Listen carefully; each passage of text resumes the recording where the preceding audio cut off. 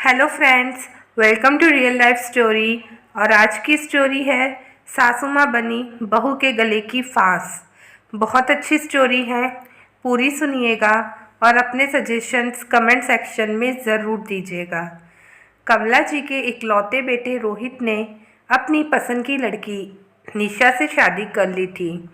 पति के खिलाफ जाकर कमला जी ने अपने बेटे की पसंद को अपने दिल में जगह दी थी।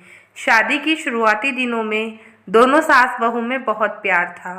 दोनों माँ बेटी की तरह ही रहती थी। कमला जी अपनी बहू के ऊपर भर भर के प्यार लुटाती थी। न जाने सास बहू की जोड़ी को किसकी नज़र लग गई कि कमला जी जैसी सास अपनी बहू के गले की फांस बन गई। कमला जी का घर के काम करने में बहुत मन लगता था। उन्होंने अपनी गृहस्थी बड़े अरमानों से सजाई थी।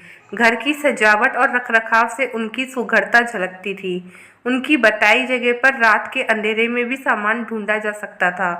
घर के सारे उपयोगी सामान तय जगह पर रखे होते थे।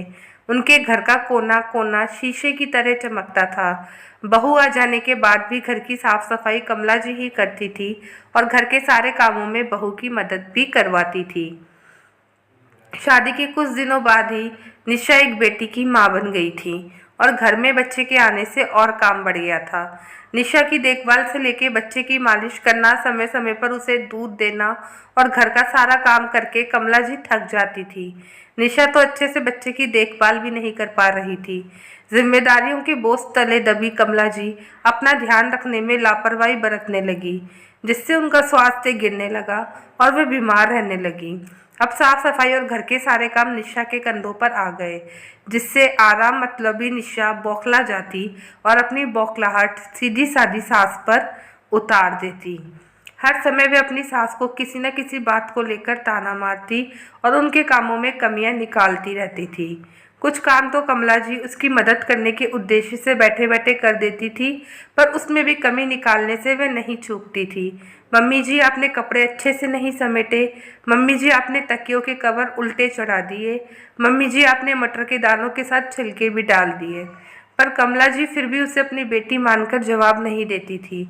एक दिन छत पर नहीं चढ़ पाने के कारण जब कमला जी ने अपने कपड़े सूखने के लिए हॉल में लगी रस्सी पर डालने लगी, तो अपनी सासू माँ को हॉल में रस्सी पर कपड़े डालते जाते देख निशा को बहुत गुस्सा आया और उसने कहा, मम्मी जी, आपको कितनी बार कहा है कि आप अपने कपड़ों को हॉल में सुखाने के लिए मत डाला कीजिए, घर गंदा दिखता है।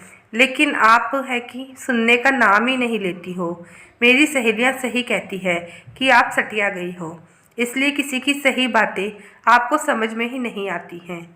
निशा की ये बातें सुनकर कमला जी के बढ़ते कदम वापस से थम गए थे और वह अपने बिस्तर कमरे में आकर बिस्तर पर लेट गई थी और छत को टकटकी लगाकर देखती हुई कमला जी की बूढ़ी आंखों में बहू की बातों को याद करके आंसू छलक उठे। वैसे तो निशा रोज की तरह उन्हें किसी न किसी बात को लेकर सुनाती रहती थी, पर कमला जी बुरा नहीं मानती थी।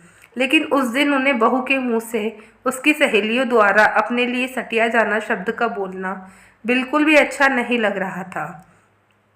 पास में ही उनकी पोती परी 4 वर्षीय खेल रही थी, जो दादी की आंखों में आंसू देखकर पूछ बैठी, दादी, आप क्यों रो रही हो?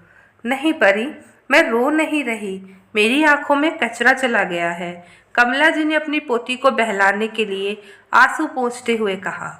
शाम में जब रोहित ऑफिस से आया तो परी उसके पीछे पीछे चलते हुए कमरे तक आई और रोहित को परी का यह व्यवहार बहुत अजीब लग रहा था, क्योंकि आज से पहले ऑफिस से घर आने पर परी कभी भी रोहित को दिखाई नहीं देती थी। इस समय तो वह अपनी दादी के साथ खेल रही होती थी। रोहित ने परी को गोद लेते हुए बोला, क्या बात है बेटा, आज आप दादी के साथ नहीं खेल रहे हो? तब परी ने कहा, पापा, आज मुझे आपसे कुछ सीक्रेट काम है। बोलो परी, क्या काम है? समीर ने भी मासूम सा चेहरा बनाते हुए कहा, पापा, मैं चाहती हूँ कि आप मम्मी के दांतों की सफाई अच्छे से कर दो। परी ने अपने पापा के कानों में फुसफुसाते हुए कहा। वे क्यों भला? रोहित ने आश्चर्य से पूछा। पापा, मम्मी के दांतों में बहुत कचरा फंसा है, क्योंकि वे जब भी दादी को कुछ बोलती है तो दादी की आंखों में उनके मुंह का कचरा चला जाता है और दादी की आंखों में पानी आ जाता है। ऐसा परी ने अपने पापा से कहा। परी के मुंह से इस तरह की बातें सुनकर रोहित आश्चर्यचकित हो जाता है और वह परी को मम्मा के दांत की सफाई का वादा करके दादी के साथ खेलने के लिए भेज देता है। तभी निशा कमरे में आती है और रोहित उस पर बरस पड़ता है। रोहित से गुस्से का कारण जान निशा भी भौचक्की रह जाती है। निशा अपने किए पर बहुत पछताती है और सोचती है कि मेरे व्यवहार के कारण मेरी बेटी पर कितना गलत असर पड़ रहा है। इसलिए सबसे पहले तो वह रोहित से माफ़ी मांगती है। उसके बाद अपनी सास के पास जाकर परी की बातें बताती है और अपने दुर्व्यवहार के लिए उनसे भी माफ़ी मांगती है। कमला जी भी अपनी बहू को माफ़ कर देती है। निशा को उसकी छोटी सी बेटी ने जो सबक सिखाया उसे वह जिंदगी भर याद रखेगी। दोस्तों, बुढ़ापा एक दिन सबका आना है। हमें अपने बच्चों को सबका सम्मान करना सिखाना चाहिए और उनके सामने खुद भी सबके साथ अच्छा व्यवहार करना चाहिए, वरना कल को अपनी गलतियों की सज़ा हमें खुद ही भुगतनी पड़ेगी। आपकी इस बारे में क्या राय है, कमेंट सेक्शन में ज़रूर बताइएगा। और अगर स्टोरी अच्छी लगी हो तो वीडियो को लाइक करना मत भूलिएगा। अपना अच्छे से ख्याल रखिएगा।